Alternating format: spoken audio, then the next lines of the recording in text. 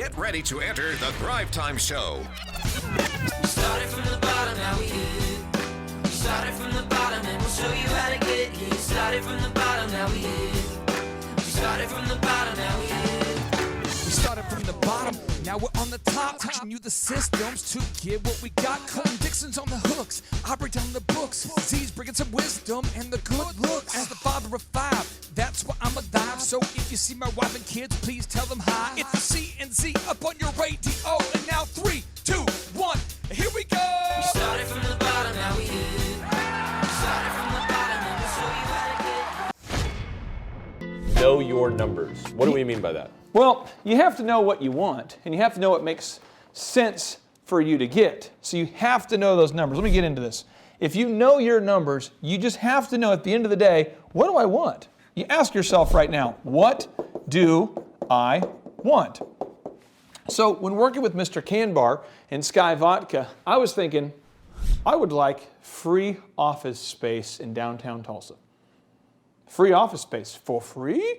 Yeah, I wanted free office space. Well, why did I want free office space? I wanted it because I was currently paying about $5,000 a month for office space, and I wanted free office space in exchange for the marketing, the PR, the web development. And so my thought is he was currently paying a certain amount.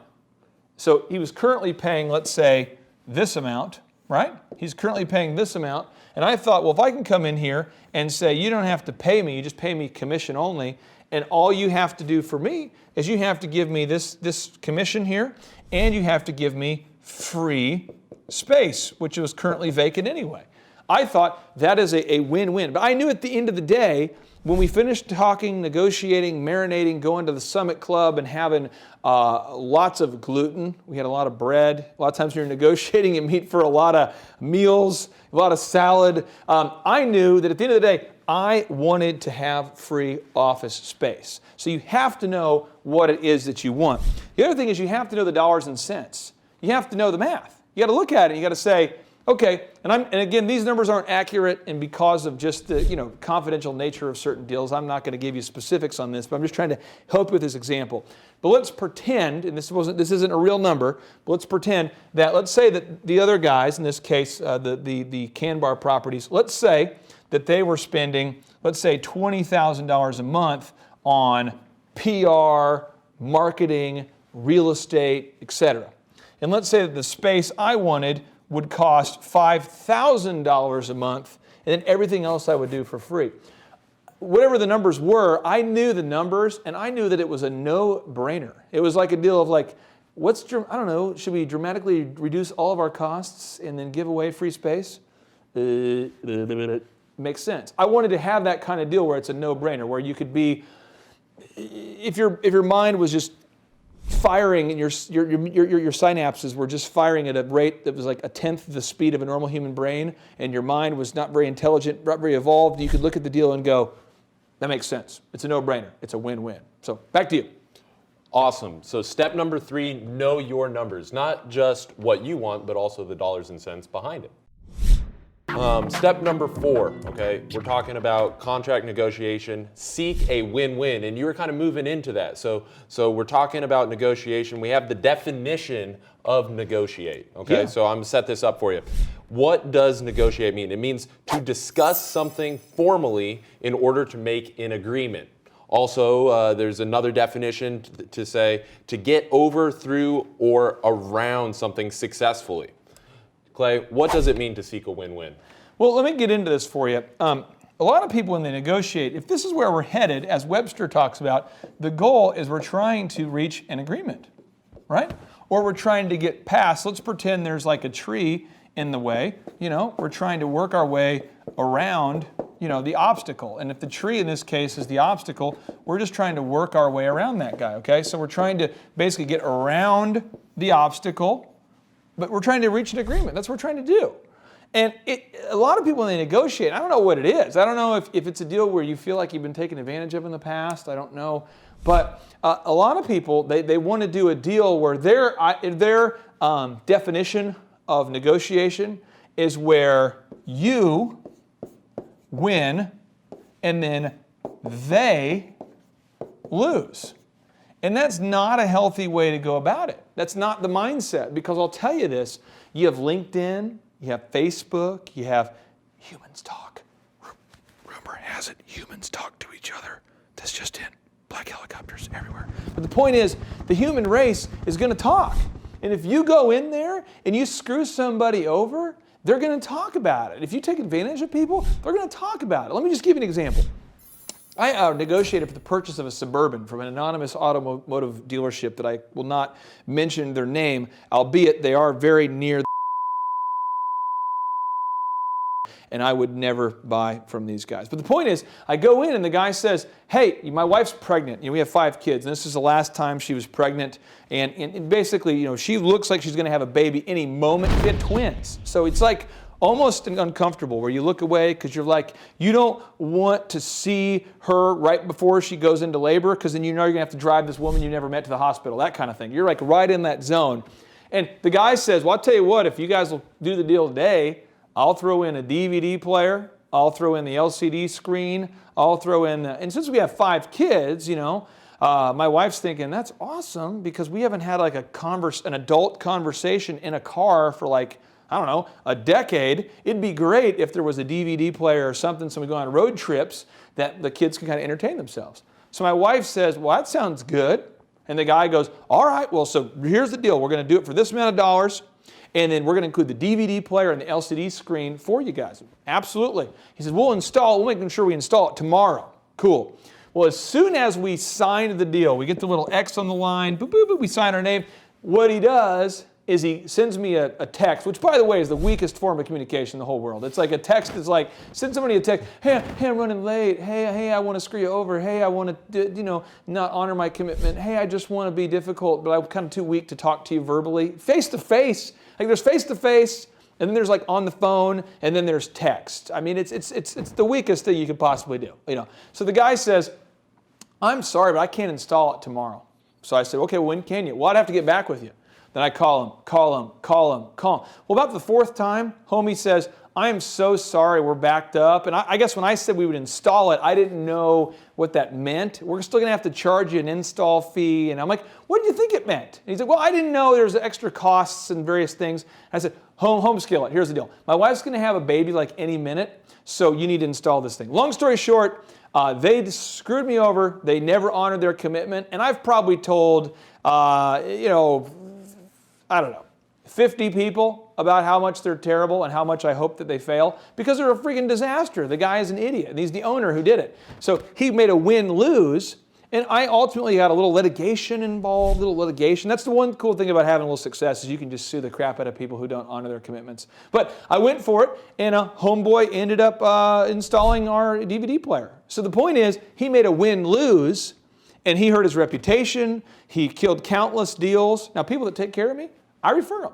People that take care of you, you refer them too. So you've got to seek a win-win. Do not seek a win-lose. Hopefully that makes sense.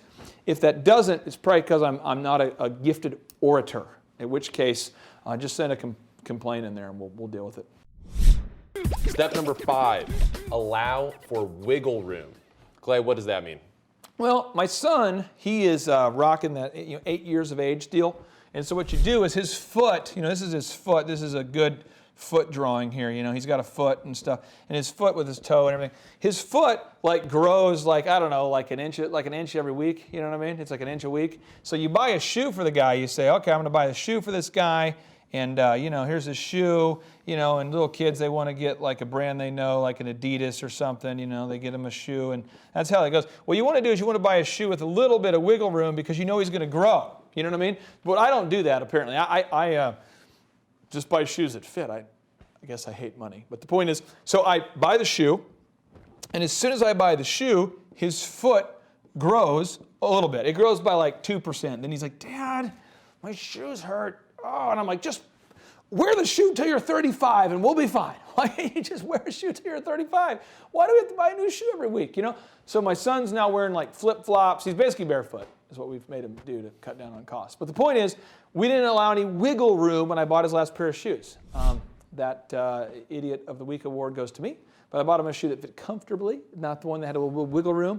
And when we negotiated a deal, A lot of times we only ask for exactly what we want, and we don't allow any variance, okay? So let's do an example. Let's say you're going to go buy a house right now, and if you and your wife are prepared to pay, or you and your husband, let's say that you wear the pants and you are the wife and you and your husband are going to go buy a house. He's a stay-at-home dad. Let's flip it for a second. So he's a stay-at-home dad. You talk to him and you say, hey, let's buy this house for $230,000. And that's the most you can pay, period. And you're trying to buy this house, $230,000. You say, $230,000 is the most I can do. And the person has their house on sale for like $245,000. If you say $230,000 is the most we can do, they're always going to come back and ask you for $235,000. So they say, no, we want to do $235,000. Well, here's the deal. If you offered the biggest deal you could do on the first pass, you've put yourself in a bad spot. So I'm telling you this, if you're offering to buy something, always offer lower than what you think is reasonable, or what you think is, you want to basically get to a point where at the end of the deal, it's fair, okay? But you have to start offering a little bit lower than what you want to pay, because you got to allow that wiggle room. Now, if you're somebody who's selling, put the sales price higher than what you want, so that way when they negotiate down, it gets to what you do want. You got to think about that ahead of time. Think about what you want and then pump it up a little bit. Example, if you ever noticed, like Walmart, every product is on sale. Like I went into a Sprouts. It's a organic grocery store that I love, by the way. And I go in there and I'm noticing like avocados are on sale right now. There's 4 for $5. That's a sweet deal. It says on sale, save money, big money, save money, save money, save big money, big instant savings. I'm thinking, I probably get paid by just going in here. There's so much savings going on. I probably will become a multi-millionaire in like 10 minutes just by, saving all this money. What happens is, though, they always take the suggested price. If you're going into like a Guitar Center or Target or any company, you notice it says suggested retail price, and it's like, I used to DJ, so this DJ system normally is $2,400. However, with today's Green Tag special, it's $1,999. The point is, they're doing price elasticity. They're saying price elasticity is the idea. They're saying the price is normally here, however, with the discount, it's here. Marshall, does that whole price elasticity, you talk to the Thrivers every day, does that price elasticity idea make sense to you, my friend? Yeah, absolutely. So a lot of Thrivers are just saying, how do I price my product? How do I do that? Well, if they're always coming in at specifically, like you say, just at what they're expecting and needing to get paid, and they never go above so that they can either discount it or come in, with some type of offer or something like that, then, they can actually increase the value of their product. If you think about, like, one of my favorite companies is Southwest Airlines. I love those guys. When I get to fly Southwest Airlines, I am excited. Those guys do a very, very good job. Or another company is Whole Foods that I can think of, and I'll just kind of give you those two. But it seems like every time I go into Whole Foods or SouthwestAirlines.com, Southwest.com, they always have a special. They have some sort of thing, it's some sort of like call-out bubble or something that says special, or it says on sale, it says special sale price. And the thing is that a lot of the Thrivers all across the world we've talked to in every country, it's unbelievable. A lot of us are pricing things at our what we need. We're not putting any wiggle room in there. So when you're going to negotiate, that's a little bonus lesson for you. Make sure you price things above what you need to actually get, so after negotiation you get what you have to get. So when we're talking about this wiggle room, how much would you suggest to build in for a contract or a sale price, or about how much are we talking here? I'd say 15%. I'd always put in 15%. 15%. One, because Tim Tebow wore the number 15, and I try to always talk about that. I try to weave that in. Two, it's Thrive 15. No, but honestly, I always throw in 15%, because then you can negotiate down or up, and you end up right about where you want to be. But 15%. In worst case scenario, they just purchase it at that wiggle room price. Exactly. And I'm telling you this, you've got to do that, because the price elasticity, if you have like an elastic, back in the day, I don't know what the deal is right now, but women are wearing a lot of these, what are they wearing, yoga pants everywhere? Apparently. I go to the airport and it's like the National Yoga Pants Convention. It's like, let's see how many yoga pants we can wear, how much yoga pants we can wear. The point is, back in the day, the old school, we're talking like 99. That kind of 90s when Regulate by Warren G used to be out there. That was when music was music. But anyway, the thing is that people used to wear sweatpants, and they had elastic on those things. Elastic, So, and the thing is, the idea is, you could probably gain 10 pounds or lose 10 pounds. But you just take that drawstring and you tighten it up, you loosen it out, whatever you want to do. Off season, you're kind of, that's getting tight. In season, it's getting loose. But the point is, you can adjust that with the drawstring. You got to look at your prices the same way. You've got to be able to allow some in, allow some out. You don't want like a custom tailored fitting suit price where it's just specifically priced. Because if you do, you're putting yourself in a bad spot. That's why Southwest Airlines, go on their website right now. Do it right now. This is homework for you. Go on their website and notice, why do they have certain things on sale? I don't know. If less people want it, if there's less need and there's more supply, then they factor supply and need, and they go supply and demand, and they go, well, demand is up here, so there's tons of people that want it, so we should probably charge more. Demand is low, we should probably discount. Moving into step number 6 here, and now we're starting to get into some of these super moves, Clay. Yep. So always start the negotiations, okay? So we always want to be the first to move on these negotiations. What do you really mean by that? Well, here's the deal. I'm just being honest with you. I'm always being honest with you. There's never been a time I'm not honest with you. I'm just being overtly transparent in a probably uncomfortable way with you here. We're just trying to really, really help you.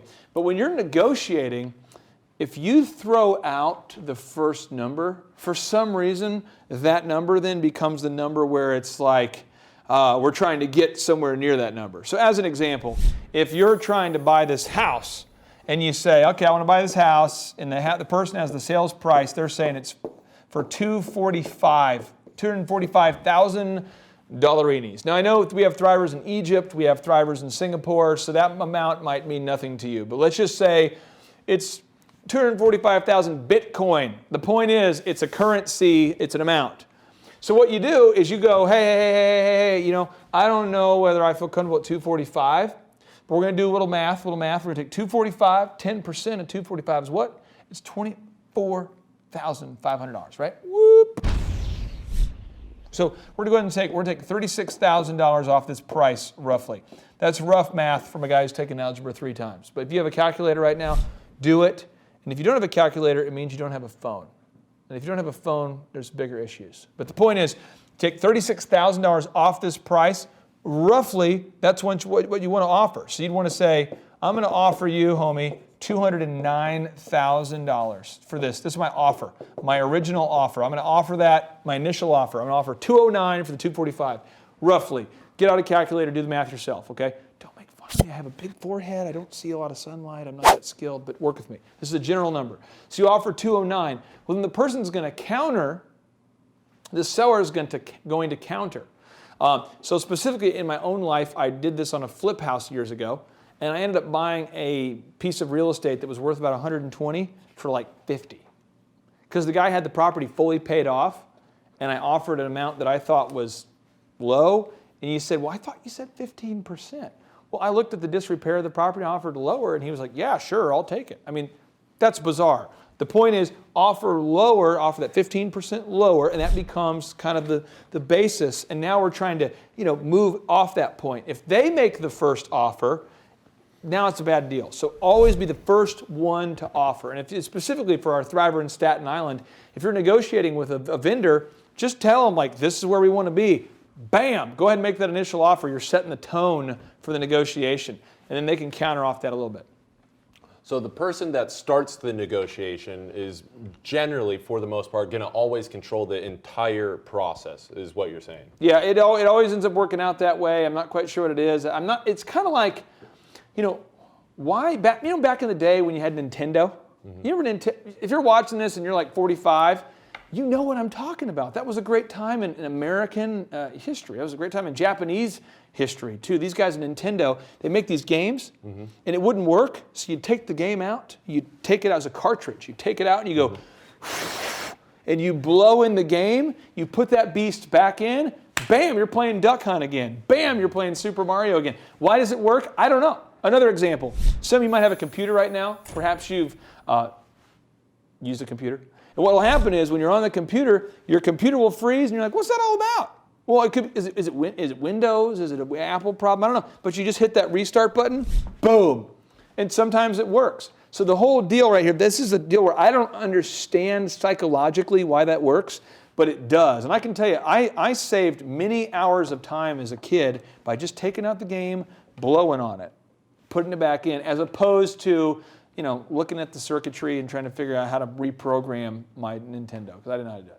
So don't know why it works, but it definitely works every single time. And I just want to throw in one thing, because I don't think the Thrivers get enough Notorious B.I.G. references. Okay. And I know that's something you're into, but Notorious B.I.G., he used to say Super Nintendo, Sega Genesis. Yes. When I was dead broke, man, I couldn't picture this. And I remember relating to that and going, someday I'll have both of those. And I have both of those. We're talking about effective contract negotiations here. So the next move is to put that mess in writing. So we actually want to write down what we're offering here. What do you mean by that? Well, what we're talking about here is one, I want to dedicate this to John Elway. John, your helicopter Super Bowl dive where you dove into the end zone and you got hit and you spun and you made it in, that was amazing, and that's what we cheer for. But anyway, so we're back to this, put that mess in writing. What happens is when you're negotiating, a lot of times you literally have a mess. You literally over here, and you feel like you have this very, very clear, you're feeling like you're going, look, I have got a very clear, you're like, I've got a very clear understanding of what this deal is. You know what this deal is. You're focused, you're locked in. You know what this deal is. You know all the details in your mind. In your mind's eye, you can see it clearly. You're like, bam, bam, bam, bam, bam, bam, bam. The problem is you're talking to the other party, and the other party, and these aren't idiots, but this other party, they're kind of going, you know, they're kind of doing this deal where they're going, you know, what are we talking about here? They're kind of going, I don't quite understand what you're saying, you know? And they're kind of like, well, I think we like these. I'm not sure if this deal is the right, that makes sense, because I don't quite understand what it is that these guys are saying they want in this deal. So you've got to take the time. So just this morning, true story, this morning at 4 a.m., there's a professional hockey team that reached out to me, and they want me to do some work for them. And so I sent them a specific line item of the stuff that we do. I mean, we do this, we do that, we do this. It's an 8.5 by 11 sheet of paper on a 12-point font, and I bet you I had 25 specific things that we include in writing, and I sent it to them. And that clarity is what is going to make the deal happen. But here's the thing: is a close cousin. Oh boy, this is a bonus for you. A close cousin of dishonesty is casualness, because casualness, as our Thrive 15 mentor Tim Redmond says, he says casualness causes casualties. Remember, casualness causes casualties. If you're just talking and you're very loose and it's not written down, I'm just telling you, you're going to cause the other party to go, I thought you meant this. And you go, no, I thought you meant this. And pretty soon now we start to get into that deal where they mistrust you. And if they mistrust you, the deal blows up. You don't want that to happen, okay? So that's what I'm talking about. Okay, so you got to get it in writing. Now, Clay, talk to me about this. You sent over this hockey team a line item list, okay, of things. Now, for Thrivers that are doing a lot of negotiations on a regular basis, Yep. how is this going to help them speed up that process? Well, I was on the phone the other day with a guy. He is a trainer for NBA players. He trains NBA players. And this guy, you want to put it in writing, okay? You want to talk to someone, but you got to put it in writing. My main man Moses, I know a lot of us aren't into a lot of people aren't into the whole Judeo-Christian worldview thing, but work with me. It's in the Torah, so most religions embrace the first 5 books of the Bible. Work with me. Moses, he was told to put it on the tablet. Put it on the tablet. Take the vision, put it on the tablet, write it down. The 10 Commandments, that's why they're on a tablet as opposed to just in general thoughts. They're written down. The point is, I'm talking to this guy, and he is talking at great length about stories, examples, analogies, and he's just sort of drifting. And it takes 45 minutes, not kidding, to get through the phone call, and you have no idea at any point what he's talking about. Because he's saying stuff like, we're wanting to make a win-win, we're wanting to work with you guys, we're wanting to come together and create this unbelievable experience that pro athletes around the world are going to love. And because of your marketing acumen, we want to bring you on for an equitable percentage of this deal. Now, this equitable percentage could be valued at, and I'm going, whoa. How much of a percentage are you talking about? How much of my time specifically? What specifically do you want? And at which point it's like, well, Clay, the way I look at it is it's like two guys are going into a bar. And one guy is, and you're just getting like this analogy festival, and you have no idea what he's talking about. All I'm saying is you've got to eventually put it on the tablet. You've got to put it in writing. You've got to write it down. That has to happen. That'll help you so much through the negotiation. Step number 8 of contract negotiations. Don't freak out. Okay. This is a little bit deep. I hate to do that because I tend to be on the shallow side of the pool in life. Okay, but let me get a little deep here. I'm diving in, deep diving in. Here we go. The word emotion. The word emotion. You've got this E that gets in front of the motion a lot of times. A lot of times you get this emotion that stops us from the motion. So I'm going to go ahead and tell you a story about what not to do. And I don't feel bad about it anymore. I felt bad about it for about 4 years, and then now I sort of, it's gone far enough. You know, like if you do weird things when you're in high school or college, and then you're going, well, I was back in high school. Well, that's not, you can't, it's not funny when you're in the principal's office at the time, but then, you know, when you're 30, you're like, yeah, that was hilarious. Well, this is what I did. I'm on the phone with a guy doing a negotiation. I did not know what I was doing, and he made a comment that was mean. I was not prepared. I did not get ready for the rude interview as we talked about earlier.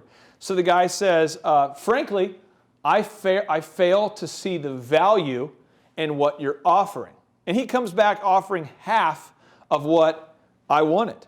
And he says, furthermore, I find it to be disconcerting that you have such a hyper-inflated version of your value. Your value is small at best. And I remember going, oh, so you want to fight.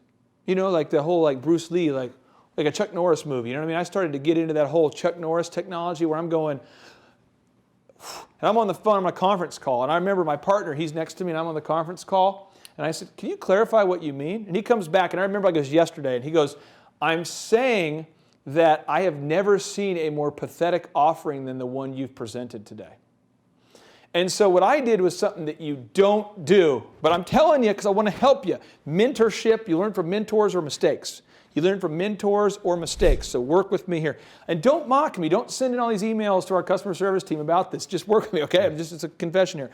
I said to the guy, I said, so what did you say about your mother?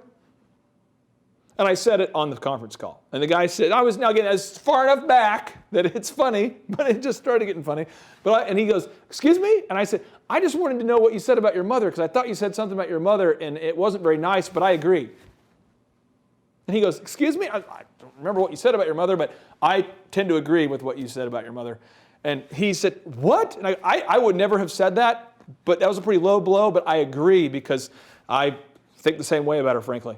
And he was like, what? And the conversation just got nasty. I ended up finding myself in litigation. It was awesome. So depositions are done now. We're out of that. But I'm just telling you, like, you'd never want to reference someone's mother. That is the worst thing you could do. And I don't know why I immediately went into that. It's probably that kind of, you know, growing up without financial means, kind of that young Eminem, Wu-Tang Clan fan. I went back into that Eminem, you know, lose yourself moment where I thought I was battling on the microphone, but I ended up just battling via legal bills, and it was not good. So point is, don't get emotional, because I promise you in negotiation, people will say things. You're trying to sell a house, they're going to rip on your house.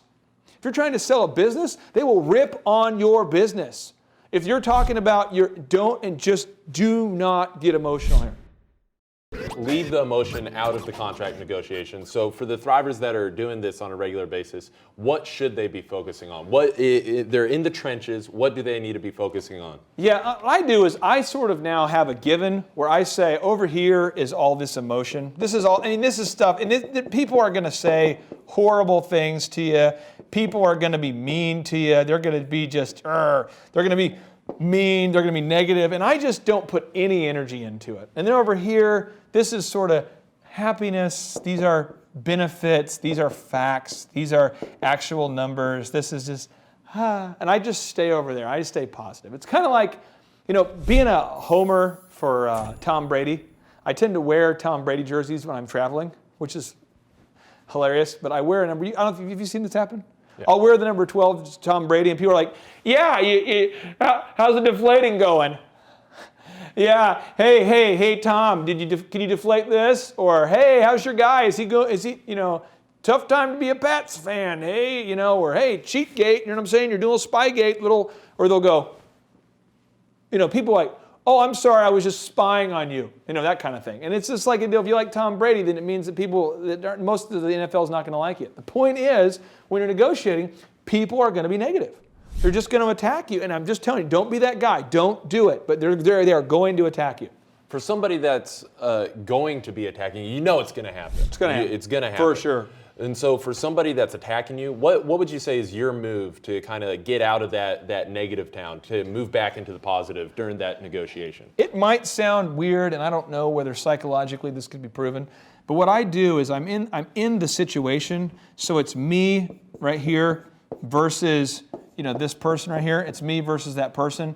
And what I do is I remove myself mentally and I move to a position where I'm almost like a satellite looking down on the situation, and I look at it kind of from an objective perspective. I try to get up here and look at it as though I'm a neutral party who sees this going on, and I start to look, well, why would they have done that, or what have I done that maybe offended them? And I really try to take a more objective, just a completely unbiased view, and that usually helps me get out of it. And then other things I do is I listen to a lot of John Legend in the morning. His Live from United Center is phenomenal. It gets me in a nice therapeutic state. And I'm not even kidding. This is what I do. I listen to a lot of positive music. I listen to a lot of T.D. Jakes, because if I'm in a negotiation, I am mad. By 5 o'clock, I am mad. I'm going, I don't tell the other party, but I'm just like, are you kidding me? You'd offer, this is stuff I say in my Hummer. I'm driving around town in the Hummer of love, driving home, and I'm driving there, I'm in the car, and I literally am just going, I can't believe they said that. What? That's asinine. That's crazy. Yeah! And I let it go, because I'm not going to say that to the other party. Mm-hmm. And then the next day, I listen to my T.D. Jakes in the morning, I get myself re-energized, I come back, and I'm like, so I got your offer this morning in the email, and I wanted to talk with you about it, and I kind of go into my inner Joel Osteen moment there. So, step number 9 of 17. We're at 9 of 17 here. So don't get stuck. Yeah. Every time there's a contract negotiation, one party is going to want to just grind it to a halt here. So don't get stuck. What does don't get stuck mean? How do you avoid getting stuck? Well, I'm a closer, and if there's things that I'm really good at, it's closing, and there's things that I'm probably not good at, and that's algebra. But closing, what you want to do is you just have to realize you can't emotionally get to a dead point. So as an example, I'm just throwing this out here for you. And I always try to give you free dating tips too, because I've been married 14 years, and my wife is much more attractive than I deserve, and it's just sort of that, just like a bonus tip here for you. But if you're dating somebody, and you're dating, and let's just say that you're a man-bear pig, and I think most of us men, we're man-bear pigs, and I know it's kind of a hard thing, but we're kind of, this is us, we're out there, we're trying to date, people, we've got kind of a pig face, and kind of a hairy, kind of a man-bear pig thing, we're running around. Anyway, when we're out there dating, we have to realize that, like, the other side is looking at us going, you smell like a pig, you look like a bear, and you're trying to pursue me. Why would I possibly want to spend my lifetime with you? I mean, that's how men, we're ugly beings, and we're chasing the beautiful females around. What are we doing? And the thing is, we have got to make a situation here where we give them an unbelievable amount of value. We've got to say, hey, I'm going to take you to the Olive Garden. The Olive Garden. And they go, really? And you go, yeah, I'm taking the Olive Garden. And then you show up, and you don't take them to the Olive Garden. No, you don't. Because you take them to a place that's a nicer, reservation-only place. And they go, bing, wow, exclamation point, win for you. Then you say, hey, I'm going to take you to a movie. And as a guy, you know what I'm saying. You want to take her to a movie, like a Schwarzenegger movie, a movie where a lot of stuff blows up, or a Sandler movie. You say, I'm taking you to a movie. And then she says, oh gosh, I'm going to a movie. And you say, you are going to a movie. And she tells her friends, he's taking me to a movie in Olive Garden. But you don't take her to the movie. No, you take her to the theater. Why? Because you are a stereotypical male and you don't want to go to the theater. And by taking her to the theater, you have taken so much Red Bull, you're not going to fall asleep either. You're excited to be there. You have had a life coach coaching you about the nuances of theater. Oh yes, you didn't take her to the Olive Garden, you took her to the nice place, and you didn't take her to the movie, you took her to the theater. The point is, you really, really, really want to go that extra mile to wow her. Because if you just say, hey, I'll pick you up at 7 p.m., okay? I'll pick you up at 7 p.m. And if you have the audacity to not show up at 6:50 to wow her with flowers, the deal's going to get stuck. Because she's going to look at the package, she's going to look at the deal, she's going to look at you and go, you smell like a pig, you look like a bear. You know, the bear's got the big bear guts, you know what I'm saying, big bear guts. You're not that great of a deal. You're not that intellectually stimulating. You don't know a lot about the arts. You smell like a pig. You look like a bear. I think we're going to stop negotiations. But no, if you show up at 6:50 for the 7 o'clock date, you tell her Olive Garden, but you take her out to the place of reservations, and you were supposed to take her to a movie, but you take her to the theater instead, you're going to wow that lady. And when you wow that lady, you can ask her dad, and hopefully her dad is at a point of emotional weakness, and he will endorse you, and then you will propose, and it will happen. But the thing is, my friends, is that when you're doing a negotiation with people, you've got to try to wow the other party. And it's going to get to a point where the deal's kind of stuck. And if you're smart, you're going to understand that the emotions, look at this, is like a big ball. Remember Indiana Jones? And I know I'm like 35, and the problem is when I'm 35, I keep referencing things that are from the 80s, and if you haven't seen it, just YouTube it. But the point is, Indiana Jones, there's this big ball, this massive like boulder that for some reason is like chasing down my man. It's coming after him. And my man's running going, oh no. This is how negotiations are. If you are pushing this ball up the hill for the love that is all that is good, get it up the hill. Because once it goes up the hill, once it gets to the top and you make a true win-win here, that thing will roll down the hill and the emotional momentum will happen. But if you are just like being ridiculous and negotiating over stupid points that don't matter, you haven't done the research and you don't know your numbers and you don't know what you want and you don't know what a win-win looks like, you're going to get this thing stuck and you're pushing up the hill and then you're going to get stuck and it's going to start rolling backwards. And now you're being chased by a 10-foot tall, massive boulder, and that's not good. That's from a physical health perspective. That's not good to be chased by that kind of a boulder. Back to you. So don't get stuck. Keep pushing that boulder up the hill. Yep. Now, I've talked to a lot of thrivers. I remember one thriver out in Colorado, and he's saying, okay, so I'm getting to this point where the contract's, it's kind of getting stuck. Now, his first inclination is, I immediately got to give this person a discount. I got to immediately, reduce my price. How would you say to do that? Is that a good move? Do I give anything on the deal? Do they take something out? Do I... how should I be doing that? This is why in the deal you always want to have everything in writing. And you want to have it very detailed. Because then you can say, hey, you know what? If I give in to this concession here, I want you to give in to this concession. If I give up this thing, I want you to give up that thing. Never come down on your price without asking for something else. Okay. So as an example, a friend of mine who is a genius, he bought a house a few years ago, and this was an awesome move. He goes in, the house is on sale for $300,000, and he says, I'll buy the house for, $280, and I also want the hot tub, the lawnmower, I want all the stuff in the garage. And the guy's like, you want my mower, all the stuff in the garage, and the hot tub? And he's like, I absolutely do, and I want it for $280. And the guy's like, I'm offering $300, man, you're killing me here, He says, Smalls, you're killing me. So he comes back and he says, fine, I'll keep all the stuff in the garage, but you can take it for $280. And he's like, cool. Because he didn't even want the stuff in the garage. The point is you have to be asking for some extra things and understanding that. The number of new customers that we've had is up 411% over last year. We are Jared and Jennifer Johnson. We own Platinum Pest and Lawn and are located in Owasso, Oklahoma. And we have been working with Thrive for business coaching for almost a year now. Yeah. So what we want to do is we want to share some wins with you guys that we've had by working with Thrive.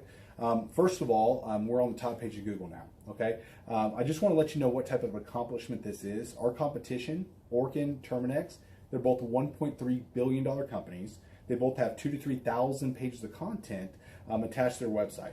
So to basically go from virtually non-existent on Google to up on the top page is really saying something. But that's come by being diligent to the systems that Thrive has, by being consistent and diligent on doing podcasts and staying on top of those podcasts to really help with getting up on with their listing and our ranking there with Google. And also, we've been trying to get Google reviews, asking our customers for reviews. And now we're the highest rated and most reviewed pest and lawn company in the Tulsa area. And that's really helped with our conversion rate. And the number of new customers that we've had is up 411% over last year. Wait, say that again. How much are we up? 411%. Okay, so 411% we're up with our new customers. Amazing. Right. So not only do we have more customers calling in, we're able to close those deals at a much higher rate than we were before. Right now, our closing rate is about 85%, and that's largely due to, first of all, like our Google reviews that we've gotten people really see that our customers are happy, but also we have a script that we follow. And so when customers call in, they get all the information that they need. That script has been refined time and time again. It wasn't a one and done deal. It was a system that we followed with Thrive in the refining process, and that has obviously the 411% shows that system works. Yeah. So here's a big one for you. So last week alone, our booking percentage was 91%. We actually booked more deals, more new customers last year than we did the first 5 months. Or I'm sorry, we booked more deals last week than we did the first 5 months of last year from before we worked with Thrive. So again, we booked more deals last week than the first 5 months of last year. And it's incredible. But the reason why we have that success is by implementing the systems that Thrive has taught us and helped us out with. So. Some of those systems that we've implemented are group interviews. That way we've really been able to come up with a really great team. We've created and implemented checklists. That way everything gets done and it gets done right. It creates accountability. We're able to make sure that everything gets done properly, both out in the field and also in our office. And also doing the podcast, like Jared had mentioned, that has really, really contributed to our success. But that, like I said, the diligence and consistency in doing those and that system has really, really been a big blessing in our lives. And also, it's really shown that we've gotten the success from following those systems. Yeah. So before working with Thrive, we were basically stuck. Really no new growth with our business. And we were in a rut and we didn't know. Oh, sorry. The last 3 years, our customer base had pretty much stayed the same. We weren't shrinking, but we weren't really growing either. Yeah, and so we didn't really know where to go, what to do, how to get out of this rut that we're in. But Thrive helped us with that. They implemented those systems. They taught us those systems. They taught us the knowledge that we needed in order to succeed. Now it's been a grind. Absolutely, it's been a grind this last year. But we're getting those fruits from that hard work and the diligent effort that we're able to put into it. So again, we were in a rut. Thrive helped us get out of that rut. And if you're thinking about working with Thrive, quit thinking about it and just do it. Do the action, and you'll get the results. It will take hard work and discipline, but that's what it's going to take in order to really succeed. So we just want to give a big shout out to Thrive, a big thank you out there to Thrive. We wouldn't be where we're at now without their help. Hi, I'm Dr. Mark Moore. I'm a pediatric dentist. Through our new digital marketing plan, we have seen a marked increase in the number of new patients that we're seeing every month, year over year. 1 month, for example, we went from 110 new patients the previous year to over 180 new patients in the same month. And overall, our average is running about 40 to 42% increase month over month, year over year. The group of people required to implement our new digital marketing plan is immense, starting with a business coach, videographers, photographers, web designers. Back when I graduated dental school in 1985, nobody advertised. The only marketing that was ethically allowed in everybody's eyes was mouth-to-mouth marketing.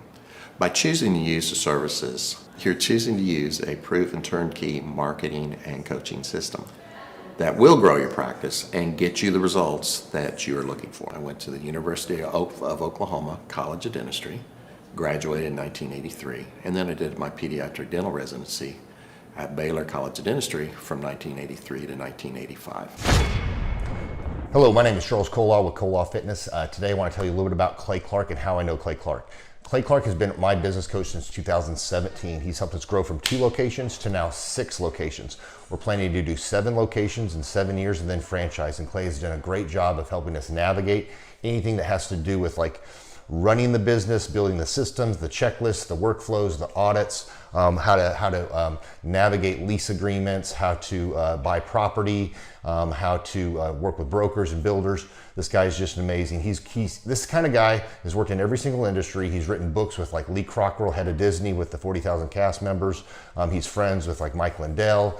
He does Reawaken America tours where he does these tours all across the country where 10,000 or more people show up to some of these tours. On the day-to-day, he does anywhere from about 160 companies. He's at the top.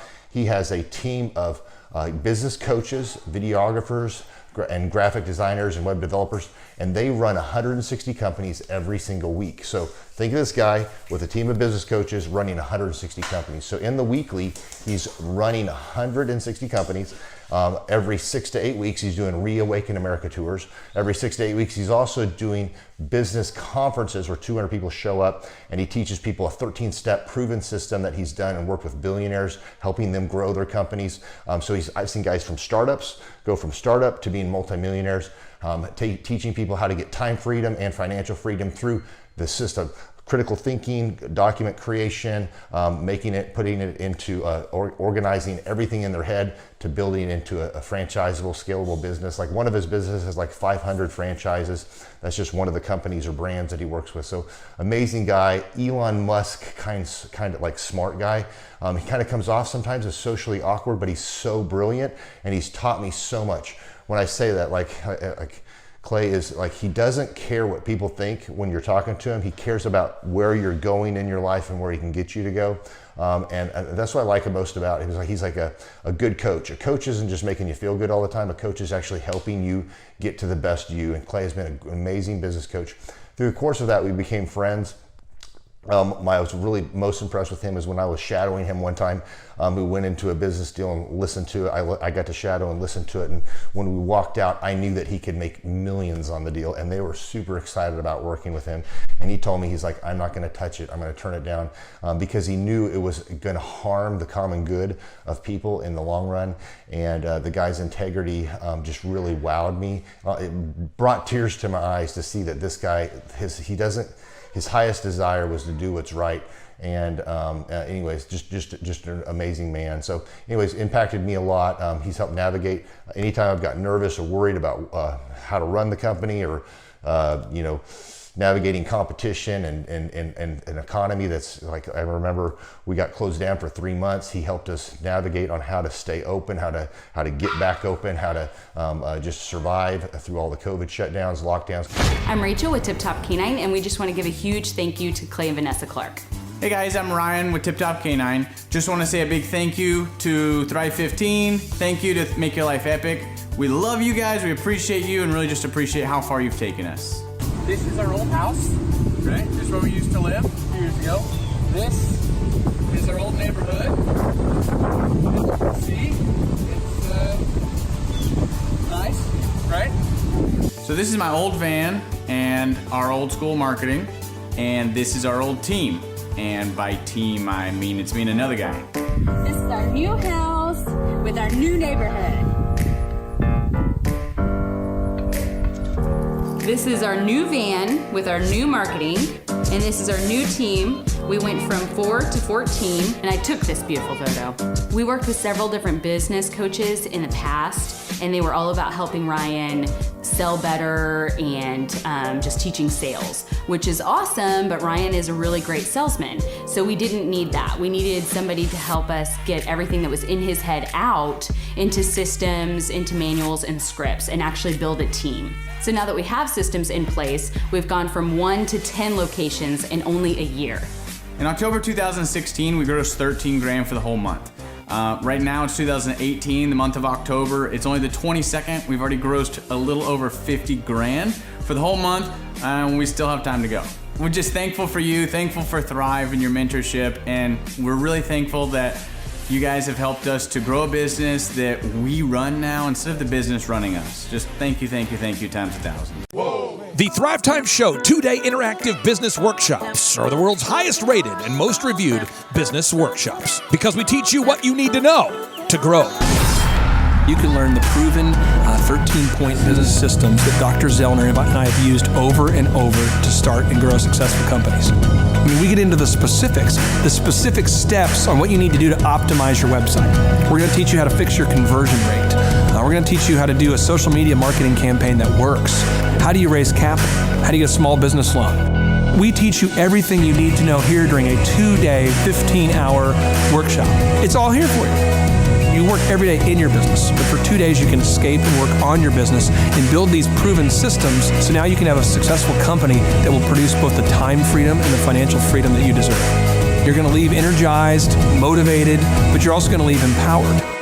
The reason why I've built these workshops is because as an entrepreneur, I always wish that I had this. And because there wasn't anything like this, I would go to these motivational seminars, no money down, real estate, Ponzi scheme, get motivated seminars, and they would never teach me anything. It was like you went there and you paid for the big chocolate Easter bunny, but inside of it, it was a hollow nothingness.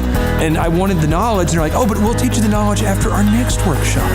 And the great thing is we have nothing to upsell. At every workshop, we teach you what you need to know. There's no one in the back of the room trying to sell you some next big get-rich-quick, walk-on-hot coals product. It's literally, we teach you the brass tacks, the specific stuff that you need to know to learn how to start and grow a business. And I encourage you to not believe what I'm saying, and I want you to Google the Z66 auto auction. I want you to Google elephant in the room. Look at Robert Zellner and Associates. Look them up and say, are they successful because they're geniuses, or are they successful because they have a proven system? When you do that research, you will discover that the same systems that we use in our own business can be used in your business. Come to Tulsa, book a ticket, and I guarantee you it's going to be the best business workshop ever, and we'll even give you your money back if you don't love it. We've built this facility for you, and we're excited to see you. And now you may be thinking, what does it actually cost to attend an in-person 2-day interactive Thrive Time Show business workshop? Well, good news. The tickets are $250 or whatever price that you can afford. What? Yes, they're $250 or whatever price you can afford. I grew up without money, and I know what it's like to live without money. So if you're out there today and you want to attend our in-person 2-day interactive business workshop, all you got to do is go to thrivetimeshow.com to request those tickets. And if you can't afford $250, we have scholarship pricing available to make it affordable for you.